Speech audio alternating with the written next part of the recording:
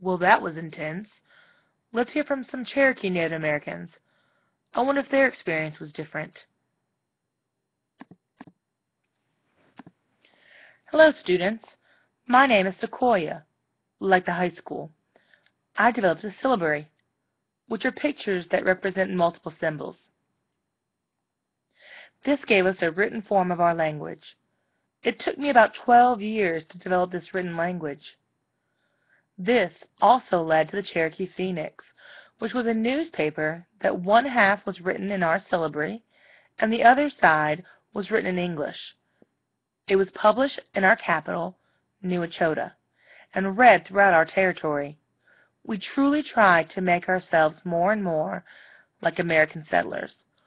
We lived in English log cabins, we adopted similar government practices, and even created our own constitution based on yours.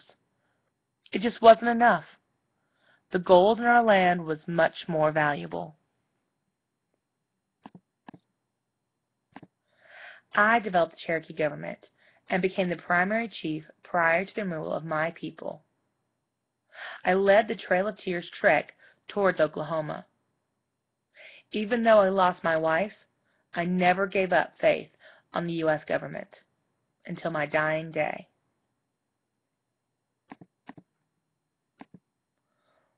Well, that is quite interesting. I wonder what else was happening in Georgia around this same time. Excuse me, Doctor, if I may. My name is John Wesley, and as one of the founding members of the Methodist Church, I can tell you there was a huge resurgence in religion in Georgia, particularly in the Baptist and Methodist faith. These two religions grew more during this time period than any other religion. Interesting. I wonder if there were any innovations going on at this time. Well, Doctor, I can tell you that my invention of the cotton gin was one of the most significant innovations of the time. It allowed the mountain of cotton to be separated from its seeds to double and triple. It made the people in the South, and Georgia in particular, wealthy and made cotton king. Some other innovations that were impactful included the mechanical reaper that helped with harvesting large plots of land, which led to the development of the plantation. There was also the development of the steamboat, which made the port of Savannah significant as a major connection between Europe, the South, and even New England. And we cannot forget about the railroads. These completely revolutionized transportation across the country. Did you know that Atlanta's original name was Terminus? Because that is where the Western and Atlantic Railroads met. The name Atlanta was actually derived from the Atlantic Railroad.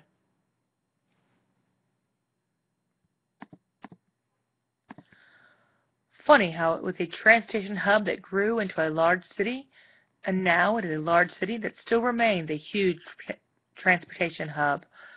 Think Hartsfield-Jackson Airport. Hey, don't forget about me. This is about the time the University of Georgia was established in Athens, Georgia. It was the first university to be established by a state government. We were originally established to oversee all the schools in the state. We were established as a land-grant university, where we were responsible for overseeing and teaching practical agriculture, science, military science, and engineering through classical studies. Now we are one of the top schools in the nation. Go Dogs! Go Dogs indeed. Well, it seems like this time period in Georgia was full of exciting events and a diverse group of people and ideas. Here's a fun tidbit of information to leave you with. Did you know that Georgia has had 5 different state capitals?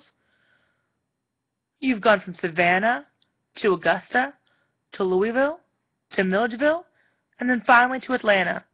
That's a lot of change in a short history. If you have trouble remembering, just think of Salma. S-A-L-M-A.